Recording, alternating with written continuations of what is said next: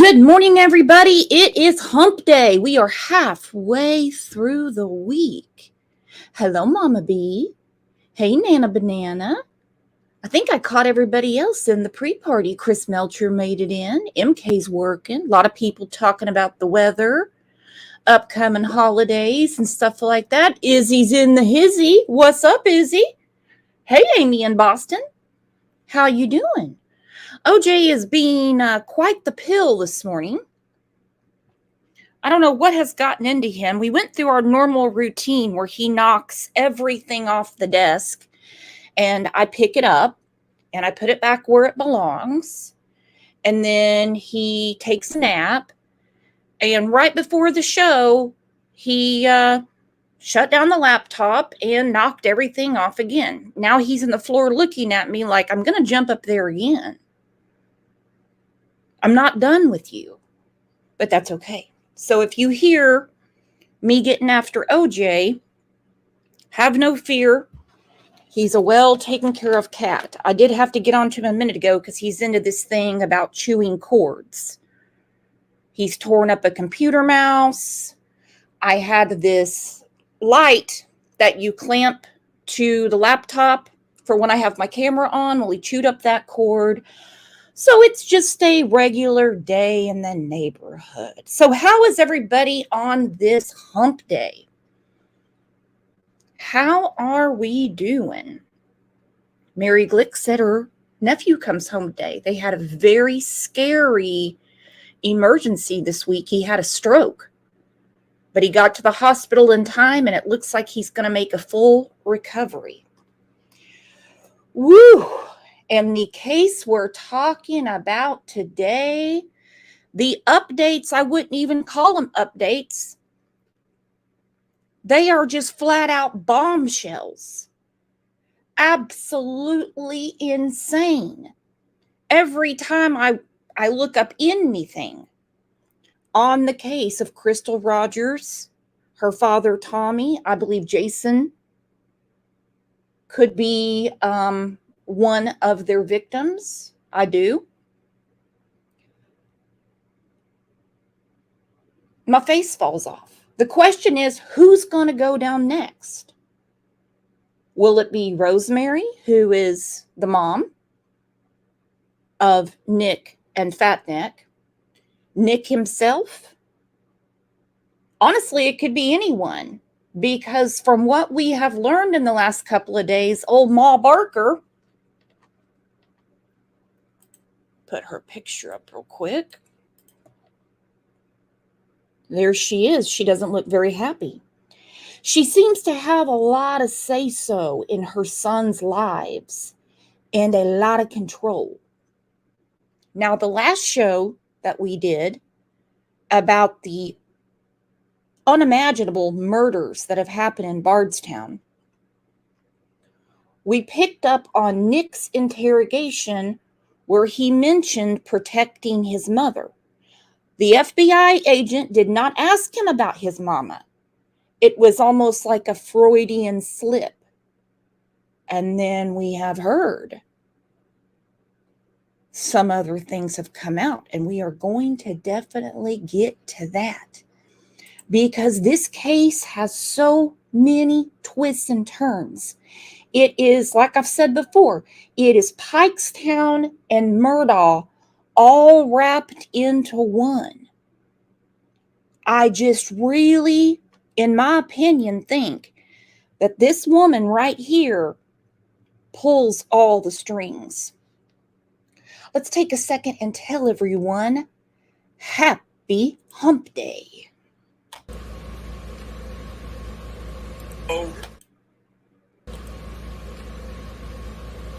Oh, guess what day it is? Guess what day it is? Huh? Anybody? Julie, hey, guess what day it is? Oh, come on, I know you can hear me. Mike. What day is it, Mike? Leslie, guess what today is? It's hump day. Woo-hoo! She goes, it's hump day. Every time I see the camel now, I think about the members live when we went through another creator who was supposedly a nurse, saying that she messed up her spinal spine moving a 300 or 400-pound patient. So I see the camel and I'm always like, wonder how the camel's spiney spine is doing. All right, y'all had a lot to say after the last show. So let's get to the comments and then let's start digging in, because a lot has happened in a very short amount of time, even though this case has been going on since 2015. Whew. It's a whirlwind, for sure.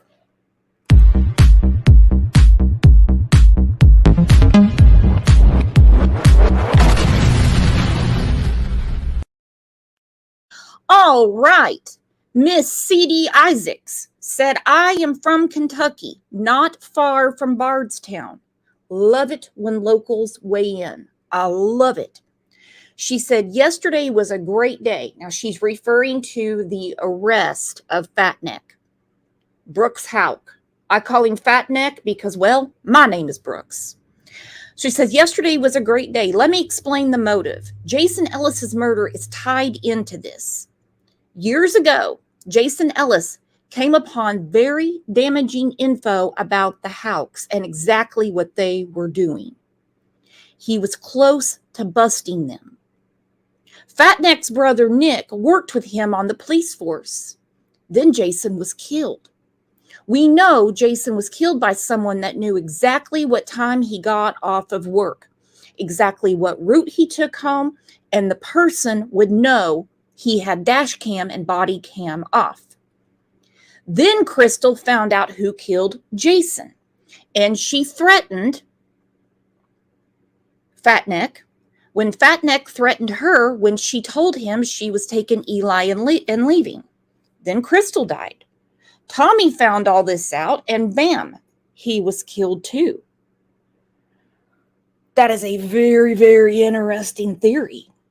We also know that Crystal's mother said that Crystal had come across a lot of information on her own and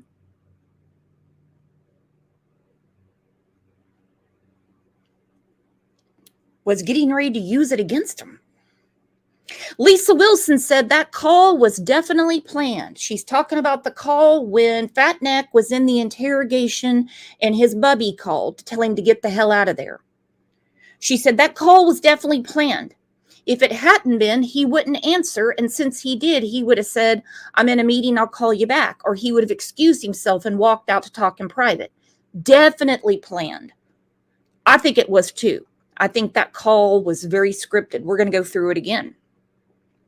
PR Fools, I think I'm pronouncing that right, said, I always found it interesting that she went presumably missing on the 4th of July. Nobody is going to notice gunshots on the 4th of July. If it is anything like it is where I'm from, there's pretty much 72 hours of almost continuous fireworks surrounding that date. What a great point. She is so right. No one is going to question hearing a gunshot because it's going to sound like fireworks. All right, let's get to what went down yesterday, because I have a feeling old Fatneck is pissed. He has a $10 million get out of jail card, and he's not liking it. His attorney wanted it reduced. The judge not only said no, he said hell no. No. And he has very legitimate reasons not to lower it. Yeah, Jennifer, a member of Roger's family tells us they are relieved at the decision, especially after last week's bond hearing. Brooks Houck appeared in Nelson County Court last week. His attorneys argued for the judge to lower his bond from $10 million to $500,000. Now, that's quite a clearance sale when you think about it. That's quite a clearance sale. $10 million to $500,000. Yeah. No. Saying Houck has ties to the Bardstown community and is not a flight risk. But today, the judge issued a 5-page ruling with 4 reasons he was denying the request. To begin with, the judge noted Houck has access to substantial financial resources with 83 properties in Nelson County. Tax assessments for 66 of these properties total at approximately, that looks like $8.5 million to me. It gets better. with 83 properties in Nelson County worth more than $8.5 million. And while Houck's pretrial assessment rated him a low flight risk, the judge wrote, most healthy defendants are a flight risk when facing severe penalties like 20 to 50 years or life in prison. Imagine Fat Neck and his mama and his bubby getting that news. The judge is not playing around. Most healthy defendants are a flight risk when they are facing severe penalties like, try this on for size, Fat Neck, 20 to 50 years or life in prison. You have the means to escape. The judge also noted a potential link between this case and the murder of Roger's father, Tommy Ballard. The prosecution says Houck's brother, Nick, sold a rifle they believe was used to shoot Ballard while he was hunting with his grandson. The judge wrote, this court is gravely concerned for the safety of any such witnesses and any individuals connected to this case. And finally, the judge wrote, the Houcks have already violated the rules of criminal procedure when they secretly recorded the grand jury proceeding. Judge isn't messing around. Nick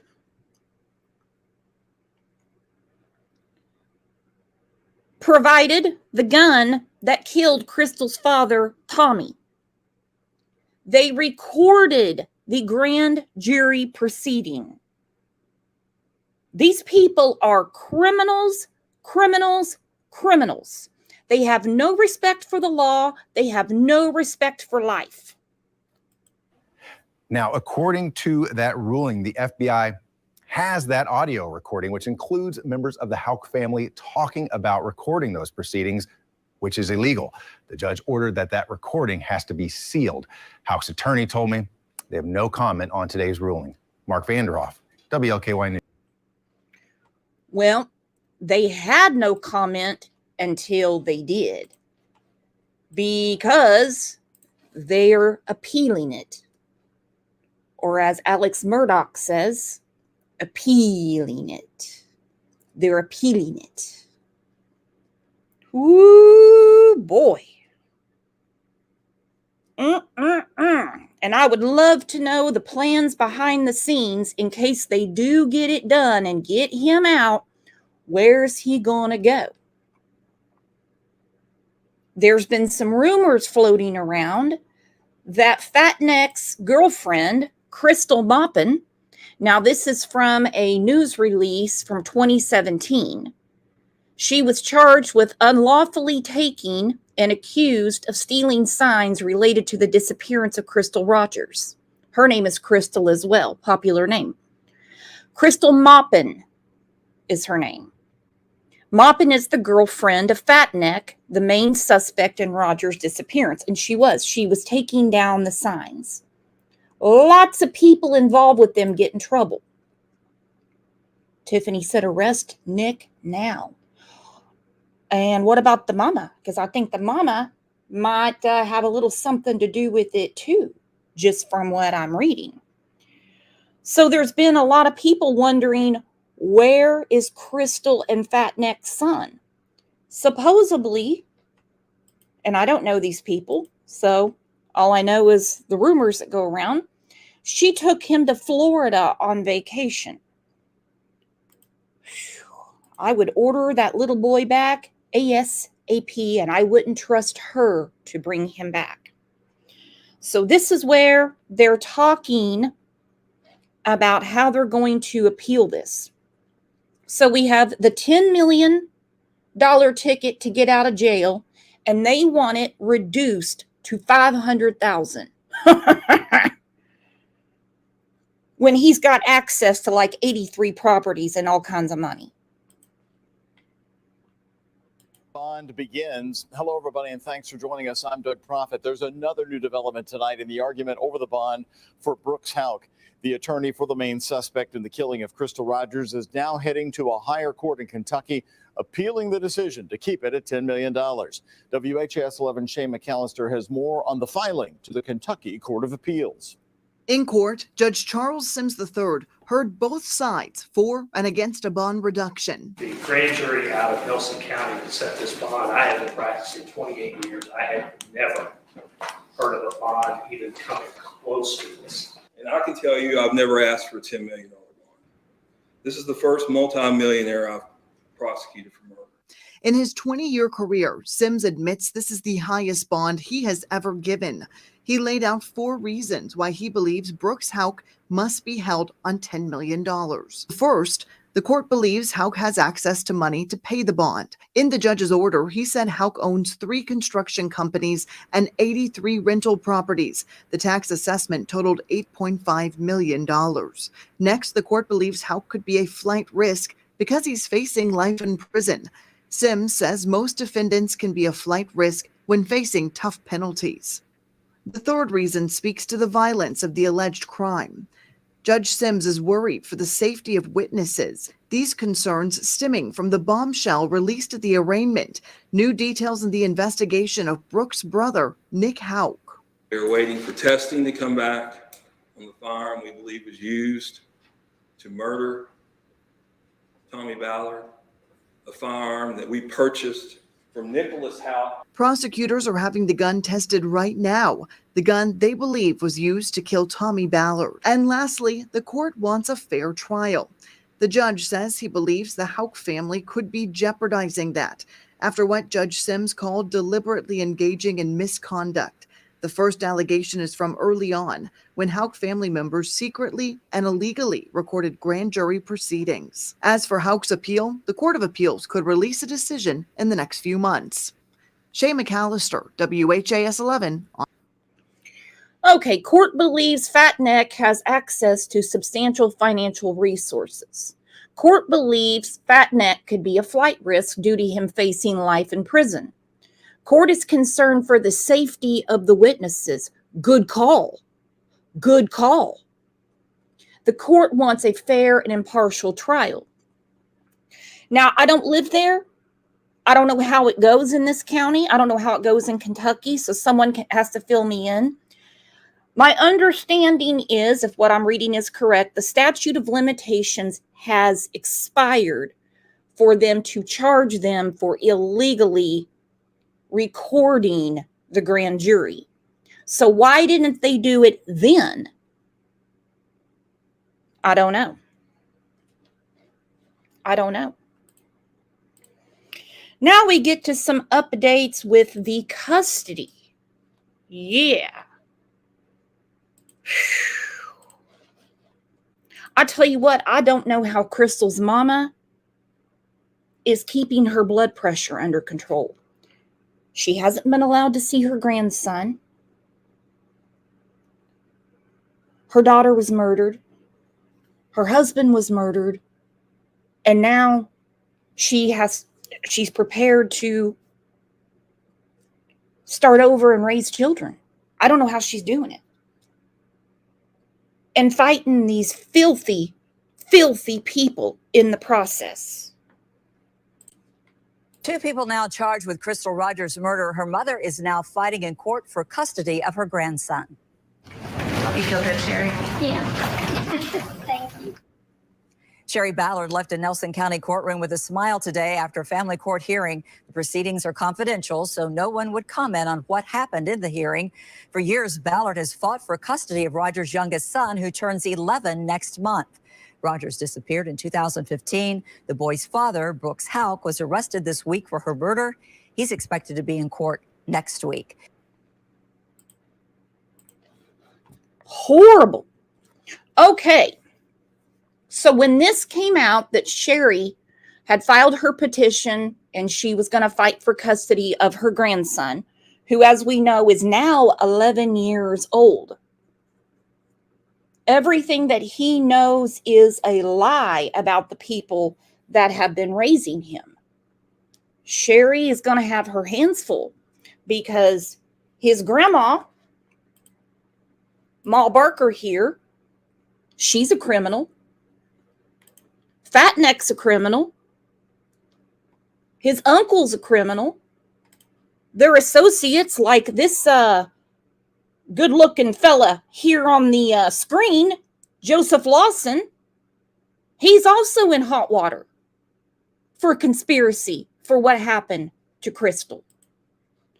And do my eyes deceive me? I don't think so. Joy Callie is making it rain.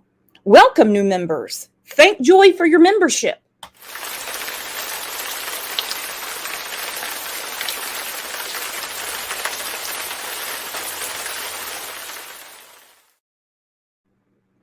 Hang on, Peach State, is today your birthday?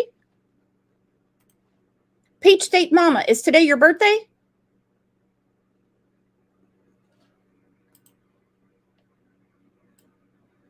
I'll wait for her to answer. Okay, Rosemary, who we call Ma Barker here, she has dropped her custody claims against her grandson. Very convenient for her, don't you think? Listen to this update. Diva sent this to me this morning. Brooks Houck withdrew her custody request for the child Brooks and Crystal Rogers shared. Brooks Houck is now in jail charged with killing his son's mother. The son Brooks and Rogers had together was 2 years old at the time she went missing. That little boy is now 10, almost 11 years old. Last month, both grandmothers, Rosemary Houck and Sherry Ballard, fought for custody of the child in court. Rosemary Houck has since withdrawn her custody request. It comes as Rosemary Houck was also named in court last week by the special prosecutor in the Rogers murder case, accused of secretly recording grand jury testimony. Wow. So she gets called out on her filthy, dirty ass behavior and suddenly decides she's not going to fight so hard for her grandson. Got a little bit of egg on her face, did she not? Vet Girl said, Brooks, get these scumbags. They have tormented a community for years. Love you, Vet Girl. Before we talk about the two people that are in custody, let's take a second and thank Angel P for making it rain. Growing the family. Thank you. Thank Angel P for your gifted membership.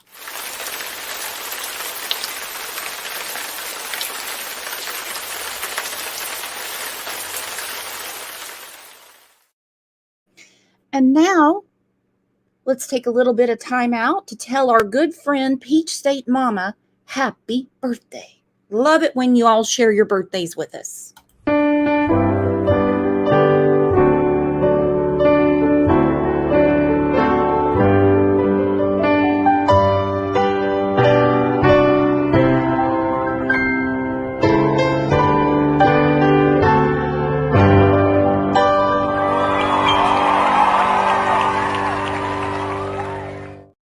Happy birthday to you, my friend, and I hope it is the best ever.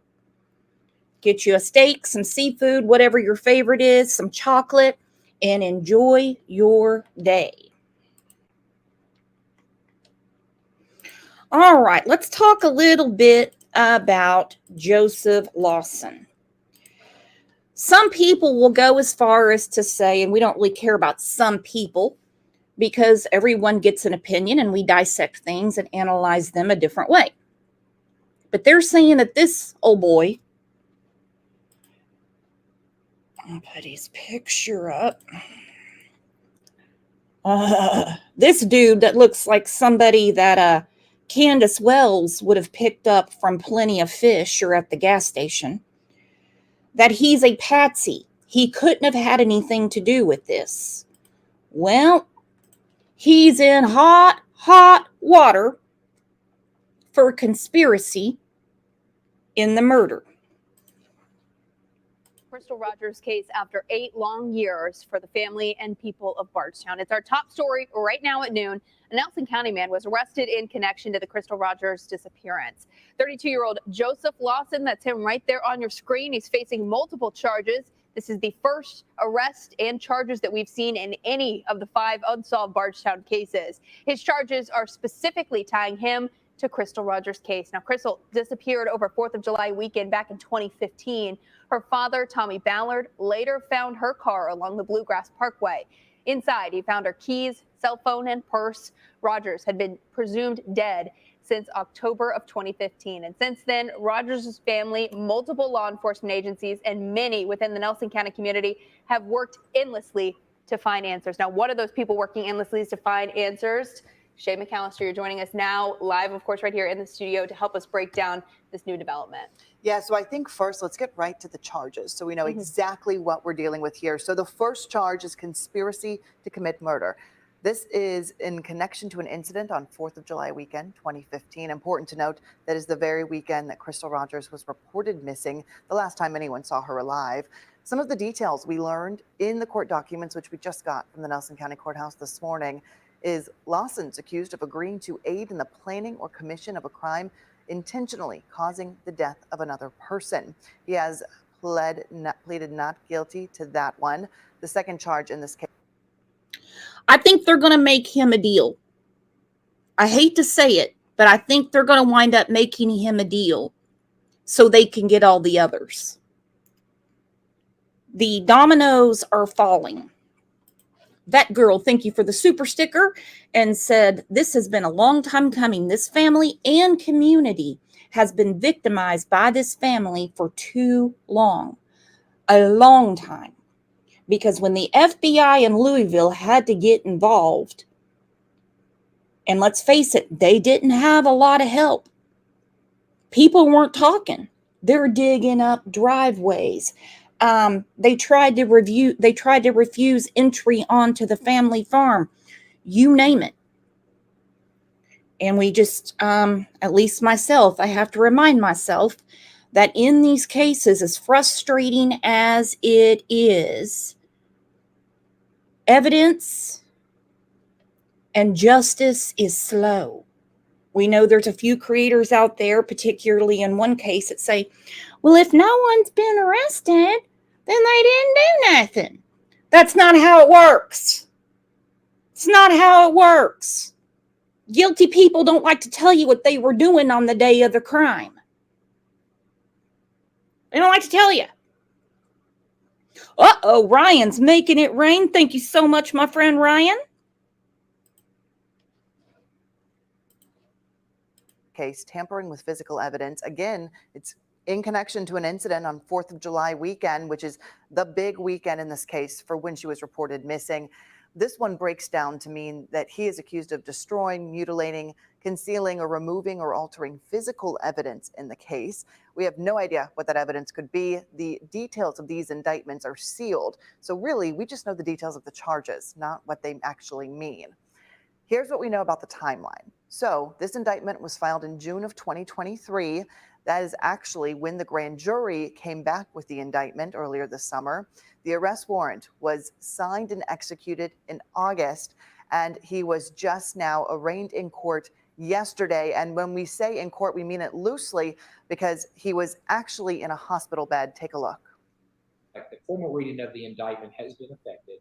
The court's going to enter pleas of not guilty in both cases. The court is going to proceed. We already told you that he has pleaded not guilty in both of these cases. You see him right there in the hospital bed. The only time I heard him talk while listening to this video from yesterday is when he was asked his birthday to confirm his identity, and he said, yes, sir, that's my birthday. That's it.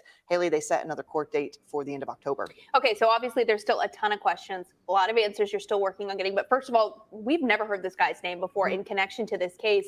Do we know what that connection could be right now? Well, as you can imagine, Nelson County, small community, rumor mill is flying. Everybody thinks they know the connection here. Sure. And we just have not confirmed it just yet. Lawson, his last name, is a name that we have heard in this case before. It was a name that was brought up during an interrogation with Brooks Houck back many, many years ago. Again, we're not connecting the two. We haven't been able to do that just yet. So we don't know how he may or may not know them. I did ask the Ballard family, Crystal's family, have they ever heard this name? They said no. Yeah, and obviously this is a big case now. It's become a national case, a federal case. Did you talk to the FBI? Are they expecting to do any more searches or any more arrests to be made, today or immediate future? Well, I know today FBI and quite frankly, all law enforcement agencies connected are staying incredibly tight-lipped. Nobody would answer my questions. Hardly anyone would even take my calls. Right. I'm not sure they were actually ready for all of this information to come out when it did. So I know they're still working. One source very close to the case says they think this is just the beginning. They think there could be more arrests to come. All right. And there have been more arrests. Yes. Their prime suspect, Fatneck, they got him too. Who do you think will be arrested next? Do you think Ma Barker could possibly catch a conspiracy charge? What about Bubby? What about Bubby? I don't think anybody was very much impressed with his interrogation after his polygraph. I don't think so. Not at all. That girl says he who talks first gets the best deal. First to talk, first to walk. And this community was terrorized. It's a lot like Murdaugh in a way. It's a lot like Murdaugh. And yeah, the rumors are flying. How did they come across this dude? Well, what I've heard is both him and his father worked for the family. They have a lot of construction businesses. No pun intended, I heard he was one of the drywallers. I need to confirm that.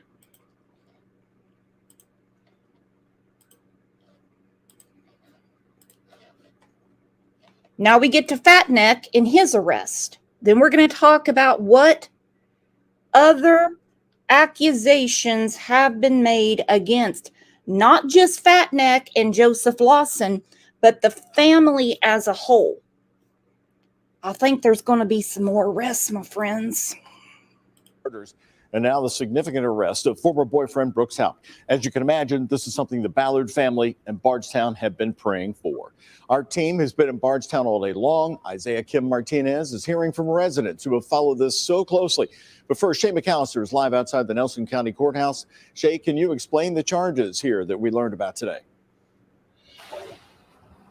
Absolutely, Doug. I mean, today's arrest certainly just absolutely huge news in this community. Brooks Houck. By the way, I want to give a shout out to this reporter, because you're not going to convince me that this woman didn't risk her own life exposing these nasty asses. She has done tireless work for the last, since 2015. Was arrested by Kentucky State Police troopers and special agents with the FBI early this morning. We've learned that arrest happened on a job site where he was doing construction. He was initially booked into the Nelson County jail, and he did take 2 mugshots, one in a t-shirt, the second in an orange jumpsuit. He was then transferred down to the Hardin County Detention Center, and that is where he is right now. Take a look at his latest mugshot. You can see it right here. He was booked in an orange jumpsuit, something many folks here in Bardstown told us. You look like an idiot, Fatneck. You look like an idiot. Look at that. I can barely see his chin. He looks like a relative of Chad Daybell's. Look at that potato shape. And he thinks he's hot shit. They hoped to see, but in some ways didn't know if they ever would. Houck is facing 2 different charges. He is facing murder and he is facing tampering with physical evidence, both of these charges in connection to the death of Crystal Rogers. We want to get you the information you need to know right now. So here are 3 things about this arrest. First of all, he is facing those 2 charges, 1 count of each. Again, it is murder and tampering with physical evidence. A Nelson County judge placed Houck under a $10 million cash bond. That is a huge cash bond, especially in this community. And as you know, Houck has been the main suspect in this case since 2015. He was the last person to see Crystal Rogers alive. Well, those charges were filed here at the Nelson County Courthouse early this morning, and within minutes of that arrest, Sherry Ballard, Crystal's mom, was here with Crystal's daughter inside the courthouse waiting to talk to the clerk. As it turns out, they weren't here because of the Brooks Houck arrest. They were here for something else. They were here to fight for custody of the son that Brooks shared with Crystal. That was Eli. And tonight we have an update on that custody battle and more details on the indictment. Okay, and we went through that. She did file her paperwork, and Ma Barker, she filed hers, but once she got called out in the arraignment, she dropped it. She's not going to worry about the grandson anymore. She's not going to worry about the grandson anymore. Depravity? What pieces of shit. Finally, his face is not smug. He knows he's been caught. It's an arrest that has everyone's attention. Brooks Houck, Crystal Rogers' boyfriend, and the main suspect in her disappearance, charged with her murder and tampering with physical evidence. According to the indictment, the charges stem from an incident July 4th weekend of 2015, just days before Crystal's car was found abandoned on the side of the Bluegrass Parkway with her keys, phone, and purse inside. He was named the main suspect within 3 months, but never charged until today. It's just a miracle that this has happened, and finally, he's where he needs to be and where he's supposed to be, and he needs to stay there. Federal investigators accuse Houck of intentionally causing the death of Crystal Rogers and destroying, concealing, mutilating, or removing physical evidence in connection to the crime. He was arrested without incident early Wednesday morning while on a job site outside of Bardstown. We've been able to confirm this was the moment Brooks was put into handcuffs. Oh, I kind of like when they say they were arrested with incident. I like the mug shots where they're a little scraped up, if you know what I mean. Sarah Lockhart said if Ma was innocent, she'd continue to fight. Says a lot to me. Exactly. You're exactly right, Sarah. If she cares so much about her grandson, she'd be like, I'll fight that on the other end. I'm going to continue fighting for my grandson. She doesn't want other things to come out in court. She knows that the opposing attorney is going to ask her a lot of questions.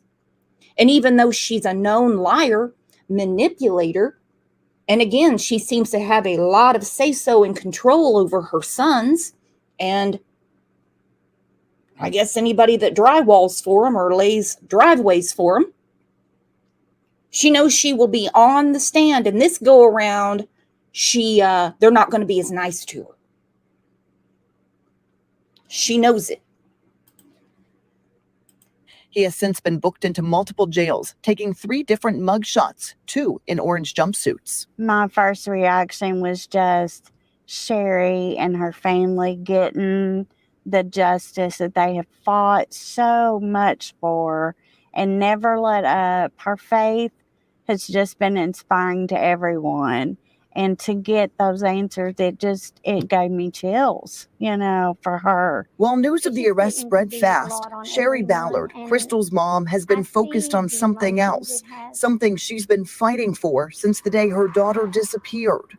She wants custody of Eli, Crystal's son with Brooks. He was just a toddler when his mom went missing. We talked to Sherry about the custody battle 2 years ago, after Sherry lost all visitation rights and had no communication with the little boy. One day, that baby is going to be old enough to come and see me. And he's going to know everything I have done to fight for him. Today, her mama breaks my heart. I don't know how she pulls herself together every day. I don't know how she pulls herself together every day. Look at her loss and how her life has changed. Connie's making it rain. Absolutely. Welcome to the family. New members, you're going to love it here. Check out the community tab. Check out the members' lives. That fight continued with a petition for emergency custody, according to someone close to the case. We're told it was denied for now, but a hearing later this week could change that. As for Eli's dad, he is currently in the Hardin County Detention Center on a $10 million bond. So we first saw big movement in this case about 3 weeks ago with the arrest of Joseph Lawson. He was the first person arrested in the Crystal Rogers investigation, which has been going on for more than 8 years. Let's take a closer look at that arrest now.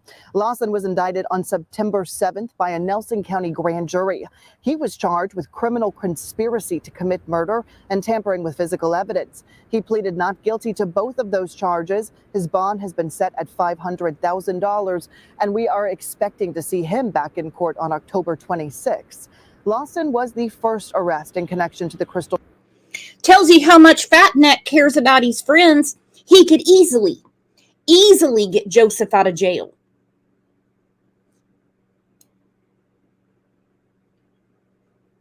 But they're letting him sit, which he should. He should be in jail. His health ailments don't part my hair at all. Crystal's dead. Tommy's dead. Jason is dead. Little Eli didn't even get to know his mother. Their families are destroyed. The community was terrorized. Rogers case. But of course, today's developments, Brooks Houck's arrest is by far the biggest development.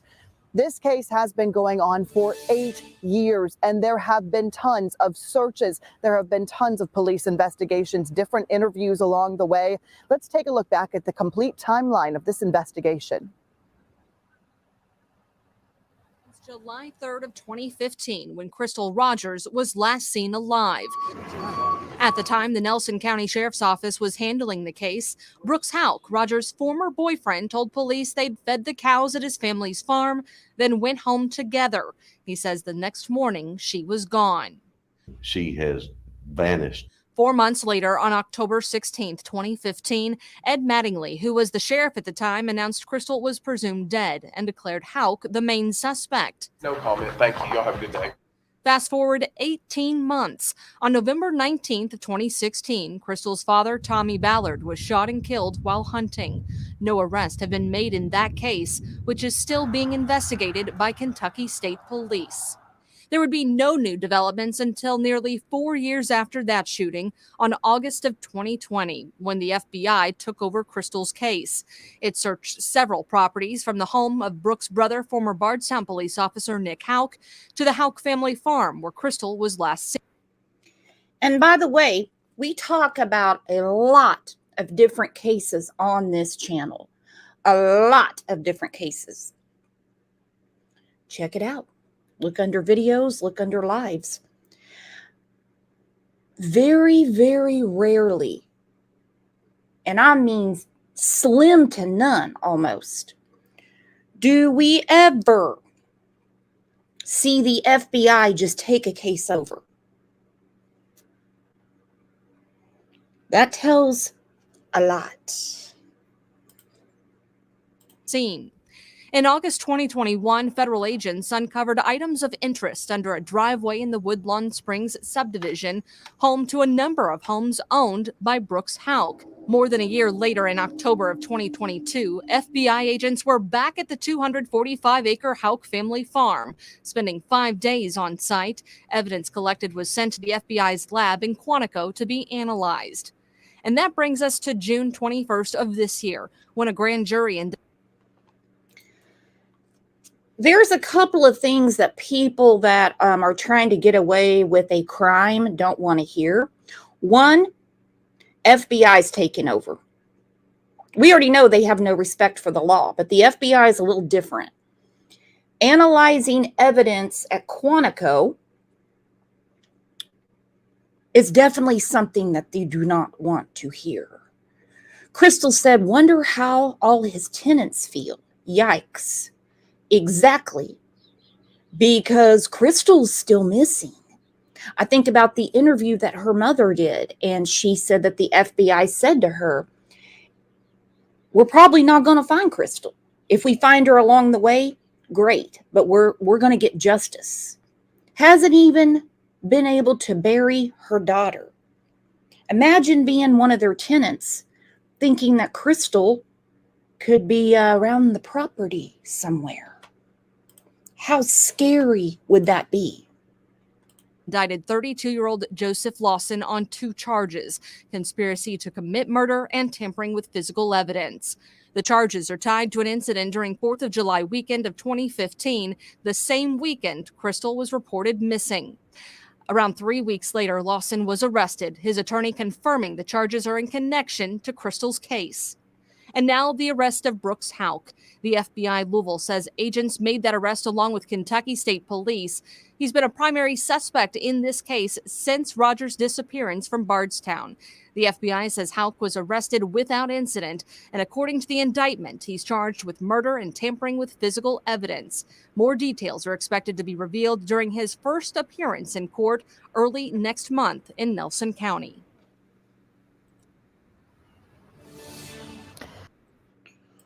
Oh, and they were. They were.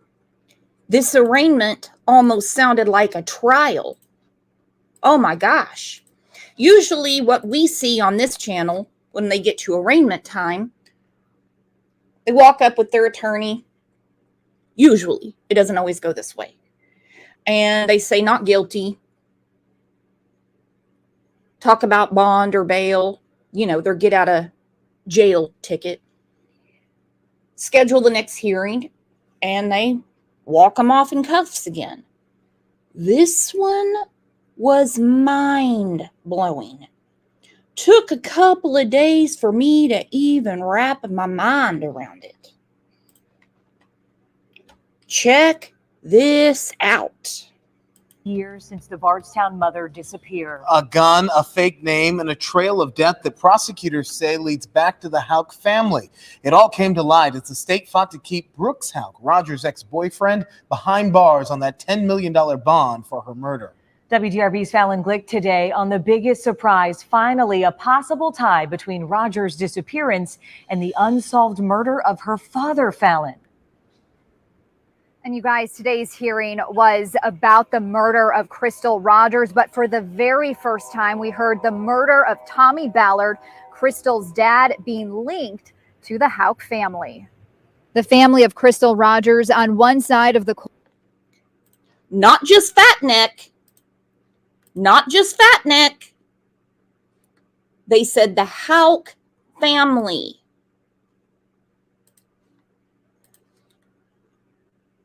Not just fat neck.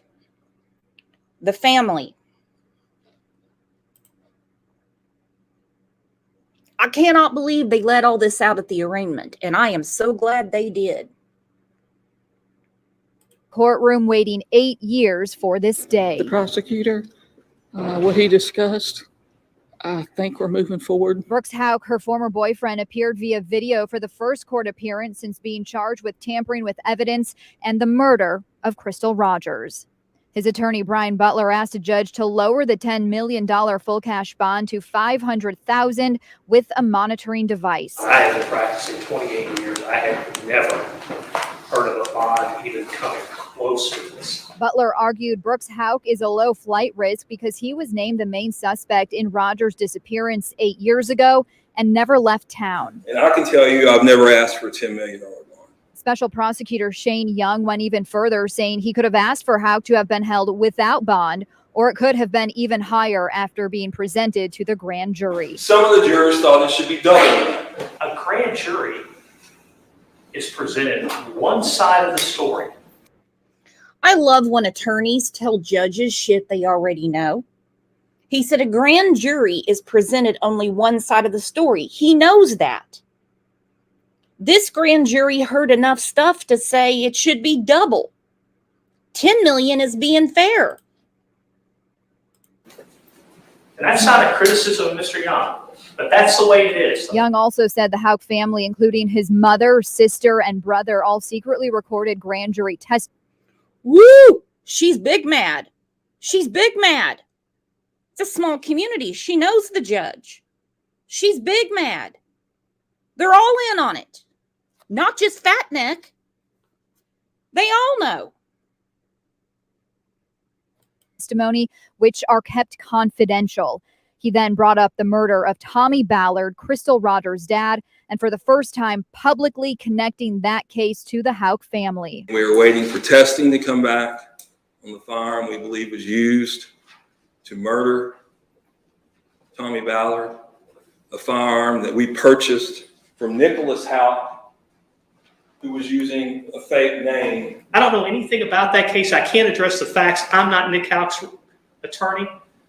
But we don't set bonds on one family member based upon speculation that another family member may have done something wrong. It was an emotional day as family has always.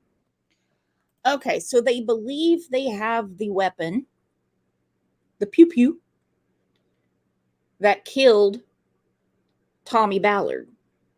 Now they got to connect it to the person. This is going to be a mess. I just have an inkling that old Nicky Poo, Bubby, is going to be the next to be in the pokey. And I'm not going to be surprised if old Ma Barker doesn't get some charges as well. Always believed Tommy Ballard was killed while hunting because he tirelessly searched for his daughter. I knew he wasn't going to give up. And he wouldn't. No, Tommy wasn't going to stop. Now, I think he was getting close. Yeah. That's the reason they had to get rid of him. Again, a judge did not make a decision today on lowering Houck's bond, but a pre-trial conference is scheduled here in Nelson County in February.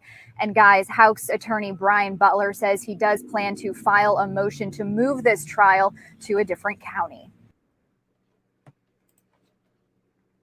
Let's take a poll real quick. Do you believe that this case should be moved to another county? Yes or no? Personally, I would leave it right there to make a statement to the community that you're no longer in fear. Now, we also know that the judge did make his ruling on the get out of jail free card. It's not free for a lot of reasons. A lot of reasons. Nick is neck deep in this. I'm not going to play the whole interrogation, but look at Fat Neck when the phone rings. I agree with so many of you that this was scripted and this was planned. We're still getting video from different places, that along that route. Can I get this? Sure. Hello? No. I'm up here. I know that you didn't know. I'm up here in this interview with the Detective Snow. I've been up here a good little while.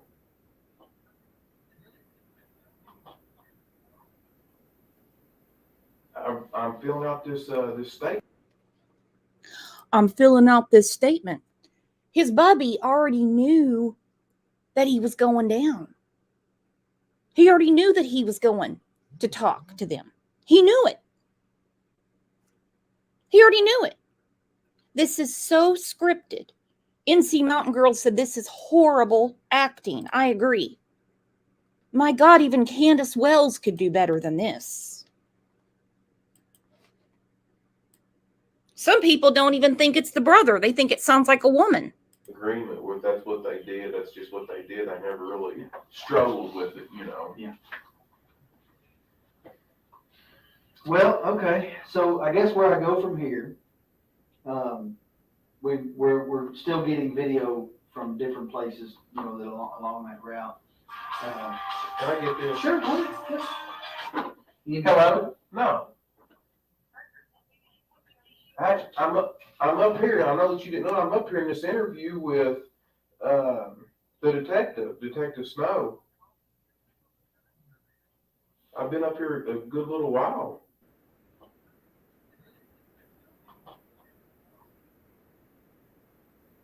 I'm filling out this this statement here and everything.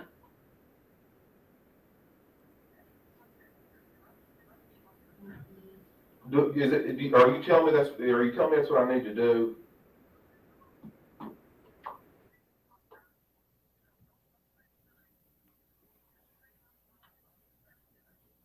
I'm not. I know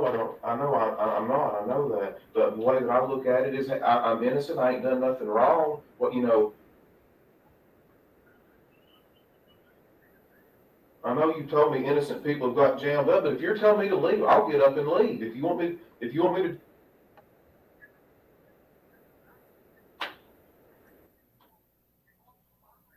I know I'm going through a lot, but I'm trying to get this guy to help me.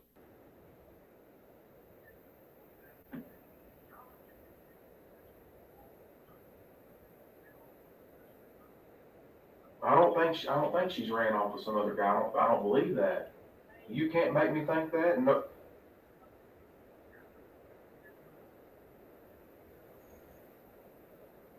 Yeah, so do I. I'll do exactly what you're telling me to do right now. You want me to get up and leave? Man, I don't think these guys. I don't think these people try to vindictive just to skin me for no reason. Man, this is not their family. This is not.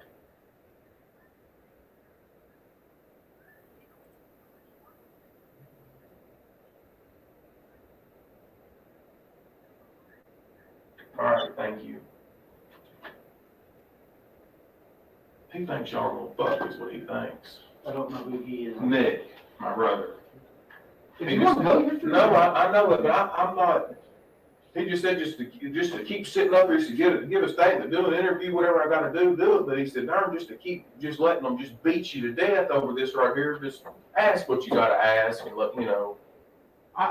And you tell me. You see what I mean, he knows more about this than I do. You see. And have I told you that I'm for you? Yes, you have. I said, what did I say? My job is to find Crystal, right? That's right. However that happens, my job is to find her. Whether I find her hopefully alive and well and safe somewhere or not, my job is to find her.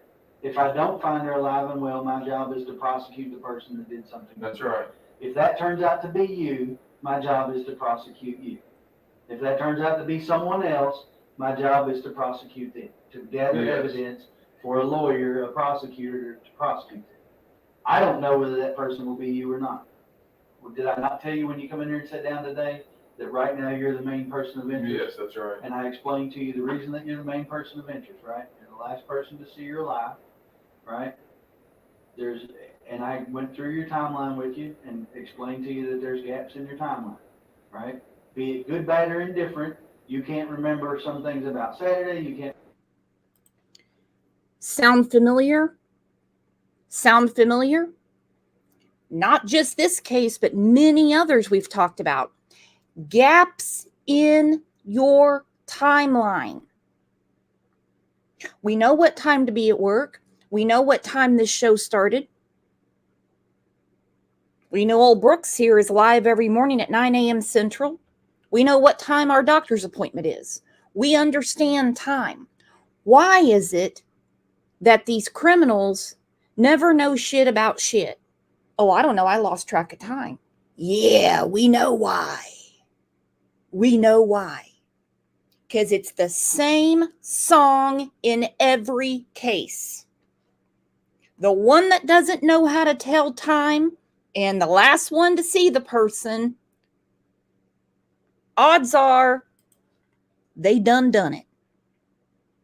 Can't remember some things about Sunday. That's not a judgment against you. That's just a fact.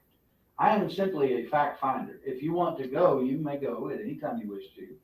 I would never dream of stopping you. Didn't tell you you had to stay. If you want to bring a lawyer in and answer questions with a lawyer, you're welcome to do that. I'd have been asking you the very same questions in front of your lawyer that I asked you today. Right? I have not given up hope of finding her alive. That being said, you know as well as I do, the longer this draws out, the less likely we are to find her alive unless she's run off somewhere. I mean, that's just a fact. That's right. That's just the facts as they are. I am not for you. I am not against you. I am not for her family or against her family.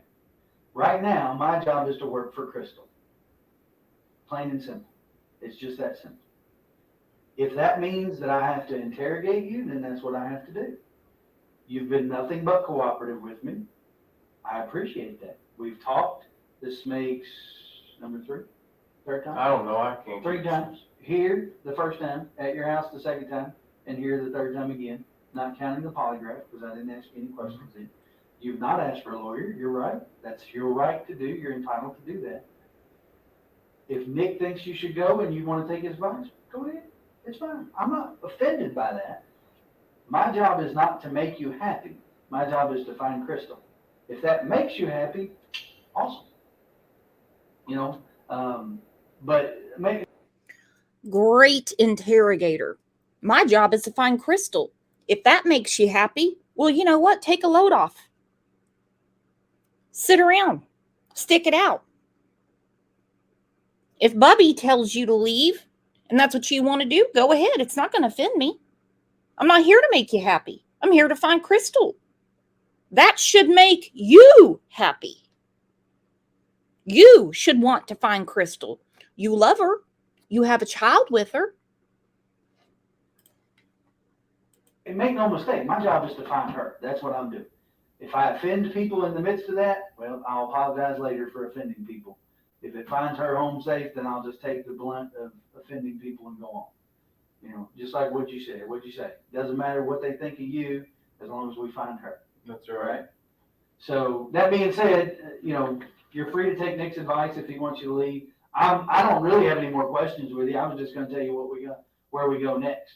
All right, yeah, we're wrapping up, and you tell me what we're doing next, and if it's over, it's maybe false alarm. So, yeah, you know, here's what I'm looking at, right?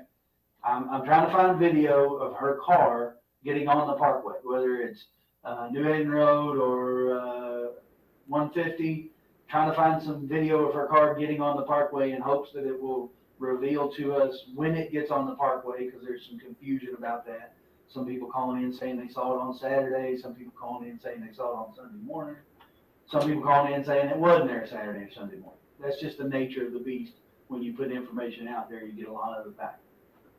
So I'm trying to figure out when it got on the parkway, and if I can, who was driving it when it got on the parkway. Maybe she was driving it, maybe she wasn't. Maybe somebody else was driving it. I don't know. You know, maybe somebody stole it and it got a flat tire and they left it on the parkway. I have no idea. There's a million possibilities about how it got on. So I'm trying to figure that out. I would like to fill in the gaps in your timeline. I may be able to do that with the video at your aunt and uncle's house, because they may be able to show me when you came and went from the farm on Saturday, those kind of things. I'm probably going to interview your mom. I'm probably going to interview Nick. Woo! Gonna interview your mom. Gonna interview your bubby. But I've got to fill in this timeline. You see, Fatneck, you're a smart dude. You run businesses. You know what time to have material from A to B. You know what time your employees need to be there. So why, when the day that Crystal disappeared, can you not tell time? And ask them, you know, if they were with you anytime during that time. Maybe they have a little better memory of it. They can fill in those gaps. I'm probably going to interview the employees that called you Friday and Saturday, or Friday evening and then Saturday, to interview them and ask them, you know, when you called him, what did you talk about? How long did you talk? Mr. Stanley or whatever his name is, you know, did he answer the phone? Did you all talk on Saturday morning? If you did, what did you talk about? Did you go see him? Those kinds of things to help me fill in your timeline, which gives me a better idea of whether or not you're involved in her disappearance. And that's what I do. So, and then once I've done as much as I feel like I can do, I'm going to move on to other things. I'll be honest. Beyond that, short of finding her somewhere, I've done about all the forensic countermeasures I can do. You know, we've gone through the car with a fine-tooth comb. We've fingerprinted the car. We've gone through her purse. We're going to start going through bank records. You know, she did have an account. I know you told me you didn't know that she did or didn't. She did have an account of some sort My understanding is maybe from a family member that there was some Social Security disability from Keith for the kids that maybe went into that account. Maybe that's the case. We'll kind of look into that. You know, we'll start questioning people about the validity of those kinds of things, about the apartment and those kind of things, and try to get a better idea if that's just a shady rumor or whatever, you know. But unfortunately, I've got to dispel all of these rumors. You know, that's part of my job. We've got to either prove them, disprove them, or no, we can't do either. So that's where I'm at. So I appreciate you coming in. If I ask you to come in again, or if I come see you, again, know that you're always welcome to tell me you don't want to talk to me anymore. That's perfectly okay. All right? He goes, all right. Well, smarty pants, why didn't you have an attorney with you? Why didn't you have an attorney with you? Instead, you have a fake phone call telling you to get out of there. Then you have Nick, after his polygraph, and as everybody knows, I don't care about polygraphs. I know some do. I don't care about them. They're an interrogation tool. They're an intimidation tool to get people to confess if you really want to know the truth. Now watch his demeanor. His neck is not as fat as his brother's. Imagine. That's probably the reason that Rosemary looks the way she does. Imagine when Ma Barker had to give birth to those no neck, fat heads. Look at that. Could you imagine that coming out of you? Woo!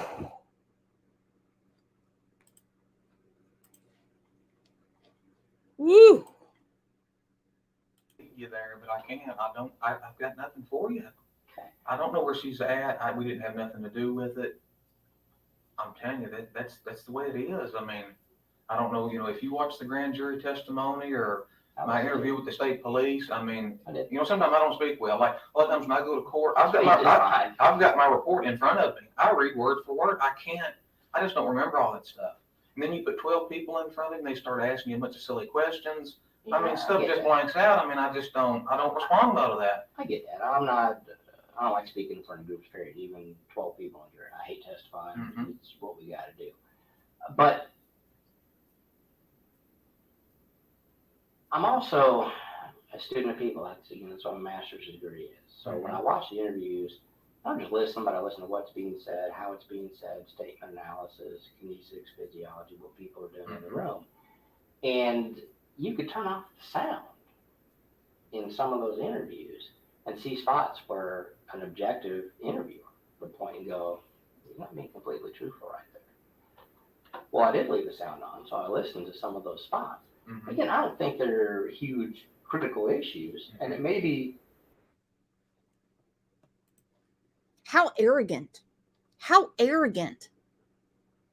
of little fat neck to say these are silly questions. They're looking for the mother of 5 children, someone who is loved by her mom, loved by her dad. Her dad got killed in the pursuit to try to find her. Nothing silly about what they're asking. As simple as what you said earlier, that because of irritation and accusations, you just decided you're not going to tell people about whatever, fill in the blank. Well, it's not that I didn't tell them. It's just that, a lot of that stuff I didn't remember, Okay. And I'm not going to start making stuff up or tweak it in any way. Yeah. I'll just straight up tell you, I don't remember. If I don't, I'm not going to make something up. Absolutely. I get that. And I'm not, I wouldn't want you to say something that you didn't know. I mean, if you do that, you're lying by definition. Yeah. But the other side of that is, we all like politicians. Hillary Clinton is a prime example, right? And I'm older than you, but looking back at the Whitewater days, way back when she was interviewed, her husband was interviewed. So we use those as studies and interview interrogation. Yeah, and what do they say more often than any other? What's the phrase they use? I don't know. I'm not up to date. That's actually what they say, but they say I don't recall. Oh, I see. And so he's saying he's been studying people since the Whitewater days. And he said, what they say is, I don't recall. I don't know. I don't remember. Funny that Crystal's mama and daddy remember everything. I'm sure her children, except for the baby, remembered everything. But the ones that they need help from and answers from don't remember. When it's clear that they do. And so, and I'm not saying that's not the case with you, but when you hear I don't recall, it tends to raise flags with people that are investigatively asking questions, right? The truth may be you don't recall, but that's certainly a viable option. But when you couple those statements with all the other things going on in the room, and then when in some of those instances, not all, but there were a few, where we can physically say, well, no, but he just said, when you didn't say I don't recall, you said I was here or I was not there. And they asked you several times, were you ever there? You said no. And we can show, well, yeah, but here's the evidence that shows you were there. If you're talking about the vehicles in the driveway, then they harped on that and harped on it. I mean, they must have asked that question 10 times. I mean, we may have been, I don't know. That's not what I'm talking about. Okay. Yeah, as far as that, I think at the end of the day, you were, you changed your answers up some way that to be as truthful as I think you could be. They always love to complain about how unfairly they think they've been treated. And if you notice, they don't have any concern for the person that the police are trying to find, law enforcement. We've seen it in the Summer Wells case when Dawn said they kicked in our door, made a mess of the house. They haven't been too nice to us. We know in the Harmon Montgomery case, Adam was sitting there in his interrogation talking about how unfairly he had been treated and the way they were talking to him. They don't have any questions for what they're doing to find the missing. It's all about them, them, them. Sick asses. When you said, no, I don't think we were there, and so I don't think, and ultimately we have, and we could have been, well, we can show whether you were or weren't there. I mean, that's simple. So whether you recall or not, you were. That's, so I don't care. But what I'm talking about are other times that I haven't given you the evidence on here today. I've asked you questions about where you were or where you were not, and you were definitive. It wasn't, well, I don't think it was. I couldn't have been. It was no, absolutely not. Okay. Well, and again, it's not a huge issue in the grand scheme of things in terms of you being in a certain spot or not being there. But if I already know the answer to that, the truth, the ground truth, as we say in polygraph, and you're saying something other than what I know I can prove, it raises questions in my mind. That's not happening. But it is my point. Okay, whatever. It is. My point is, I mean, I don't know what you're saying. I don't know what you've heard, but I'm just telling you. You know exactly what he's saying. You know exactly what he's heard. He said, well, that's not happening. He goes, that is what's happening. I'm not here because I want to find out what you're doing for Christmas. I'm not here to get to know you, bud. I want to know why somebody who is a trusted law enforcement officer would call his brother out of an interrogation or not advise him to bring a lawyer with him. And well, we know it's worse than that now. Yeah, I didn't do it. I don't know nothing about it. I don't know anything about it. My brother, and I can tell you, I know him well enough, he didn't do it. It's just the way it is. I mean, have you ever known somebody that you said wouldn't do something and it turns out they did? I'm sure I have. It wasn't my brother. That's right. So you're choosing to believe. Because I know him real well. I understand. Yes, yes, I am. And if it's my brother, I'm going to feel the same way. Okay. My point being is just because you feel that doesn't mean it didn't happen. Yeah, I mean, I feel 100%. Not 96, not 98. I mean, there's just no, this is crazy. He would not have done that. But what you're saying is you believe him at the end of the day. Well, it's not that I believe him because I haven't questioned him about it. You know, I haven't, that's. Why would Because I know him well enough, I don't have to ask him that question. Okay, well, I guess what I'm asking really is this, not, I don't think I would. Great catch, Wist. He didn't do what? I didn't do it. Did you not supposedly call your brother and say, did she just run off with another guy? Shouldn't you be trying to track down, considering you're law enforcement as well? Didn't do what? There's no body. Didn't do what? Thank you, Tam, for the super sticker. Aww. The best 2 hours of my day, even though so much sadness, you can still make us smile and laugh. Well, you make me smile and laugh. Thank you. Thank you. Thank you. I'm blushing now. I would ask my brother if he did it or didn't either. I don't think I would. But what I would do as an investigator is use a police officer.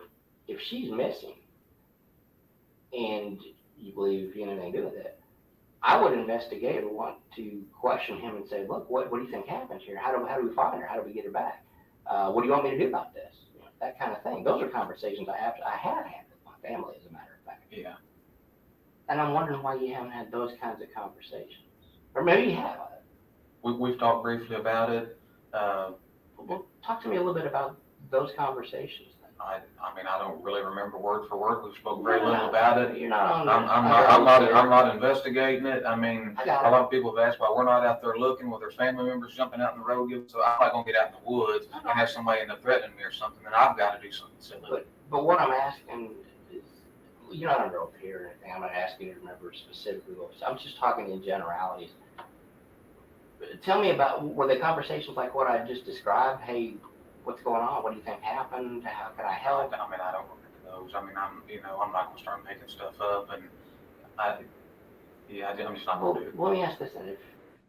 This seems to be another commonality with people that are sitting in the hot seat. They always say, I'm not going to start making stuff up. You don't have to make anything up. It'd be good if you told me something, you scumbag. He even tried to act like he barely knew Crystal. Then he says, I didn't do it. Didn't do what? It refers to an incident like kidnapping, murder, you know, all the criminal words.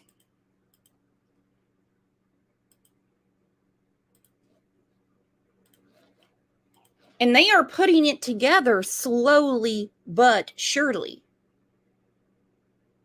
They're putting it together slowly but surely because, as we know, he is somehow connected from what they said in court to Crystal's daddy, Tommy Ballard's murder.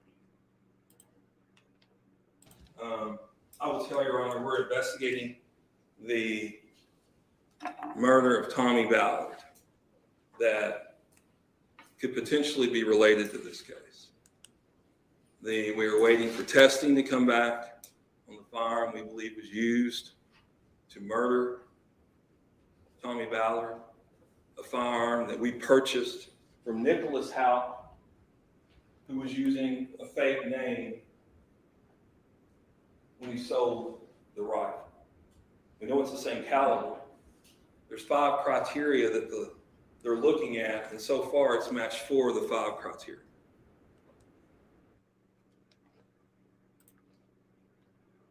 The gun that killed Tommy was provided by Bubby, by Nick. That's crazy. Crazy. And it gets worse and worse. Now, I'm using this from Court TV.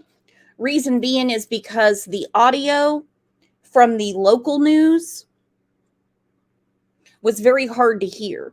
And I know sometimes, I don't know what devices people are using on the other end, if you have ear pods, if you're watching on TV. So I'm using this one.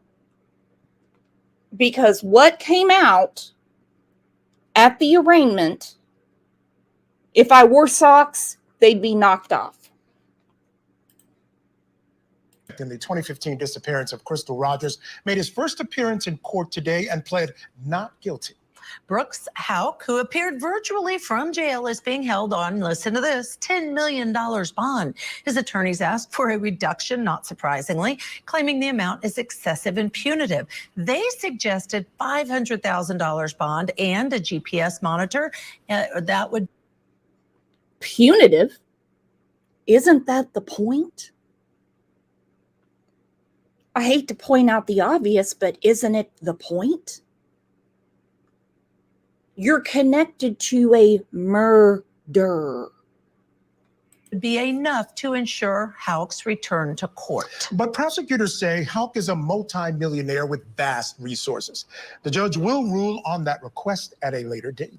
Prosecutors also dropped this bombshell in court, saying they have the gun they believe was used to kill Tommy Ballard, and that is Crystal Rogers' father. And that happened the year after Rogers went missing. They say they purchased it from Brooks Houck's brother, Nick. Now, Nick was a former police chief who was using a fake name. Nick Houck was fired from the Bardstown Police Department for interfering in the Rogers case. Here's a portion of today's hearing. Certainly, one of the things the court is concerned about in this case is obviously a bond that's reasonable to assure his appearance, but also the safety of any witnesses. Is the Commonwealth wanting to go anywhere with any other investigations that are going on in regard to this matter? Yes, we are. I will tell you, Your Honor, we're investigating the murder of Tommy Ballard that could potentially be related to this case. We are waiting for testing to come back on the firearm we believe was used. Could you just imagine if Fatneck was out and with this band of criminals that surround him and he's related to, what they could do if he was out? I hope they're keeping a very, very close eye on Bubby, Ma Barker, and basically anyone that's ever been affiliated with this family. To murder Tommy Ballard, a firearm that we purchased from Nicholas Houck, who was using a fake name when he sold the rifle. We know it's the same caliber. There's 5 criteria that they're looking at, and so far it's matched 4 of the 5 criteria. And then we would ask if Your Honor does grant the bond, and I'll provide a list of witnesses to the court as well as the defense counsel, but we would ask for GPS monitoring.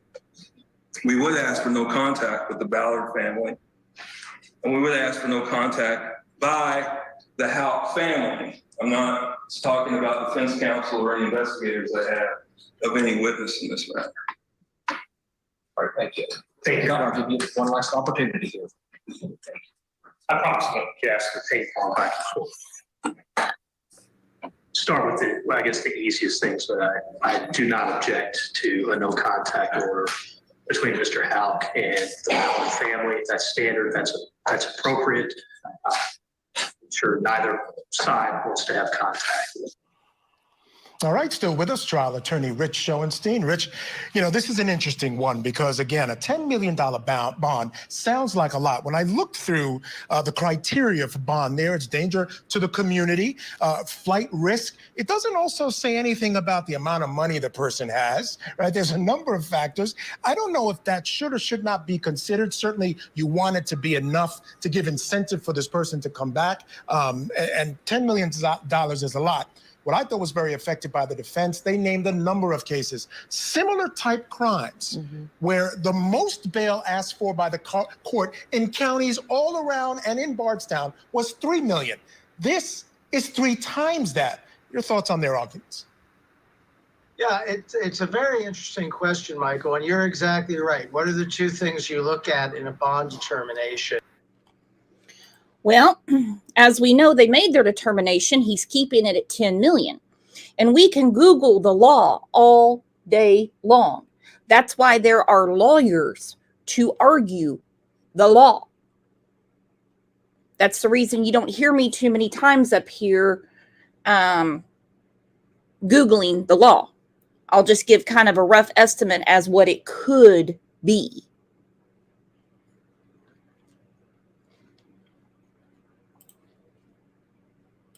You look, is there a safety risk and is there a flight risk? So now this safety risk comes up because we have this bombshell of the death of the father that may be linked. And so there's an implication that there could be some sort of safety risk if this person is out free and can contact the family, and there's a problem there, and there's a flight risk because of resources. I don't know if one of the possibilities is just to say no bond. I mean, at some point you make the number so astronomically high, you might as well just say you're not permitting bond. Yeah, and so I would agree with you, but we all know you can't. There's some cases in which you're not allowed to say no bond as a judge. You have a constitutional right. Exactly, you have a constitutional right for bond, and so 10 million, though, I would agree, is a little excessive. But he does have a lot of resources, allegedly. All right, stay with us. When we come back, more jaw-dropping details from Brooks Houck's bond hearing. This time, Crystal Reisinger will bring you the latest developments.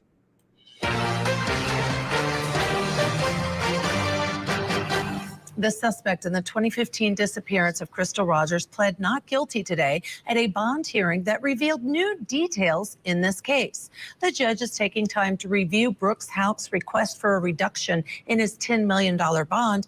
His attorneys have asked for it to be reduced to $500,000 and say he will also agree to wear an ankle monitor. But prosecutors also dropped a few bombshells today, saying they believe they have the gun used to kill Rogers' father, Tommy Ballard.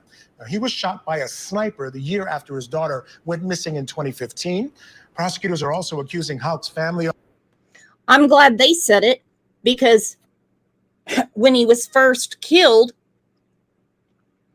they said it was a hunting accident. Now they're saying sniper. Who's the sniper? They believe the gun was provided by Nick. Who's the sniper? If what I read is correct, they actually had trimmed out some foliage to get a clean shot of him. This is someone that had really been studying Tommy's routine. Of recording jurors during the grand jury proceedings. Now, here's a portion that talks about that during today's hearing. The Commonwealth is asking this court to consider the defendant and his family's behavior during the grand jury proceedings in this matter.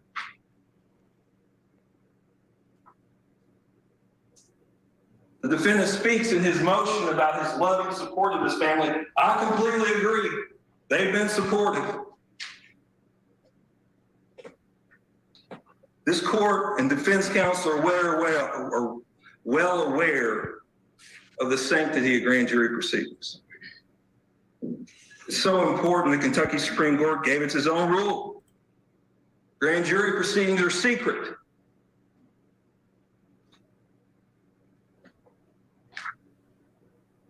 In this matter, the defendant's sister, Rhonda McEvoy Houck, brother, Nicholas Houck, mother, Rosemary Houck, brother-in-law, Alex McEvoy, and Rosemary Houck's live-in boyfriend, Larry Mott, all recorded. Ooh, Rosemary with the live-in boyfriend. You slut. My goodness. Got so much going on. Not just Rosemary, not just Nick, not just Fat Neck, but the whole band of them were recording the grand jury. Secretly brought in recorders and recorded the grand jury. I've been practicing here, Your Honor, for 25 years in this state, and I've yet ever heard of anyone recording a grand jury. I've got copies of the grand jury proceedings as it relates to the one Mr. Houck is involved in. And I will tell Your Honor that I also have a transcript, which I provided to Mr. Butler. I will tell you, this is an in-house transcript. I'm not asking Your Honor to rely on the transcript. The reason why I'm tendering it is because it has times on it of relevant conversations on it. These are conversations that occur between, may I approach? That's just a summary.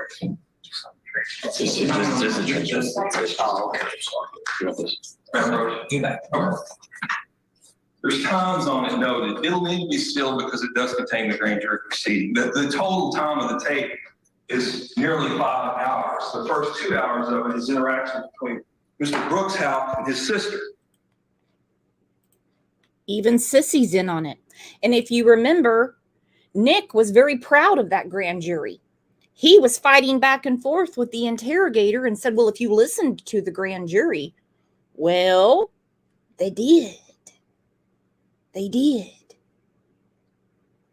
They also know that you all were recording it.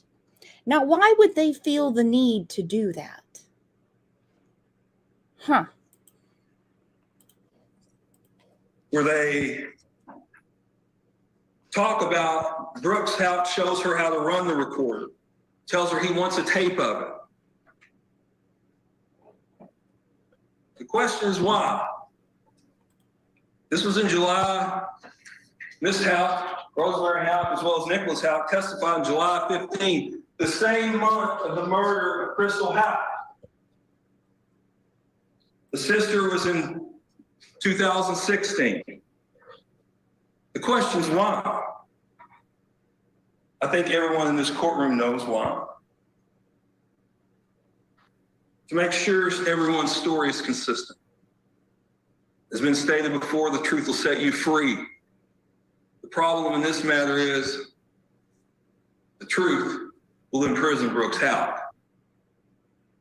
Here to discuss trial attorney Rich Schoenstein. And Rich, Michael and I have been talking about how have they been taping it, what have they been taping, but I think that just made clear that they are literally taping when they are testifying to the grand jury, all secret, and that's what they tape so they can see that the statements are consistent, or rather the defendant allegedly has had this done so he can do that. And I agree, I mean, grand jury, it is secret for a reason. This is a huge issue. Absolutely. A very big issue. You know, you can't mess around with grand jury or jury proceedings at all. And to go in there with a tape recorder as suspect, if these people really did it, I suspect they'll be prosecuted for that. And if the defendant arranged it, it's going to be an issue in his prosecution, and it should be. And I'll tell you what, Rich, if in fact those transcripts are what they say they are, I don't think he's getting bail.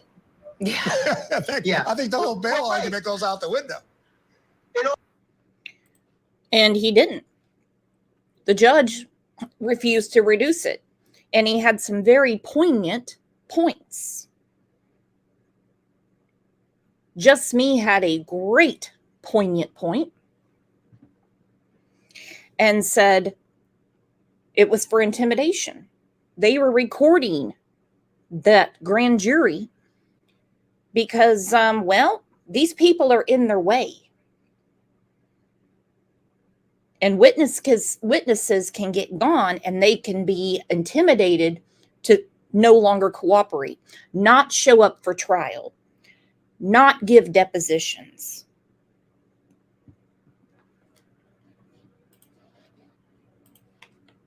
It all plays into this issue of safety. This is somebody who's trying to maybe align the evidence, mess with the evidence, potentially intimidate witnesses or jury members. You know, it definitely goes to the question of whether or not he should have bail. Yeah, I don't think it's coincidental, Michael, that at the same time they're saying reduce this bail to $500,000, which clearly, from what we understand of his assets, he'd be able to make bond at that point. That the state says, and by the way, Judge, we've got an issue with these grand jury proceedings because that will give a judge incentive to say, no, you don't. You're trying to mess with the system from inside. I'm not going to let you out. Compare this to the Murdaugh case because we were talking about the similarities. It's a family in a smaller community with a lot of wealth and assets and allegations, at least, of being involved in murder.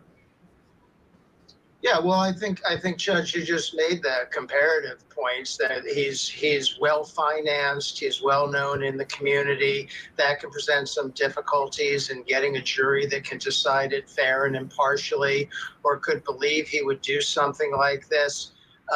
So, you know, it doesn't seem to be sort of as gruesome and out of the blue as the Murdaugh murders. And I don't know if it has as extensive a backstory as Murdaugh does, but there are definitely some comparable factors. I think as this trial comes about, we're going to find out a lot more because there have been allegations about them messing around with the system throughout this case. And Brooks Houck, you know, in his involvement and his connections, his brother Nick was fired for messing around with the investigation. So I think there's a lot to be learned as we move forward. And now a gun allegedly connecting two different murders. This week brought bombshells and new developments in the murder case of Crystal Rogers. 100% they were bombshells. Very, very rarely do we ever see an arraignment go down like that where they give a ton of information. Thank you, Rexy, for the super sticker. I love you too. Thank you for supporting the channel. You have no idea how much that helps keep it going because you guys are the community. You're the channel. This whole thing is crazy. Who do you think will be arrested next? Because there's a cast of characters, I believe, that are lurking in the shadows we don't even know about. Could it be Nick for supplying the gun? Do they have an idea who the sniper was that killed Tommy? Could it be Rosemary for conspiracy? Who knows? Who knows?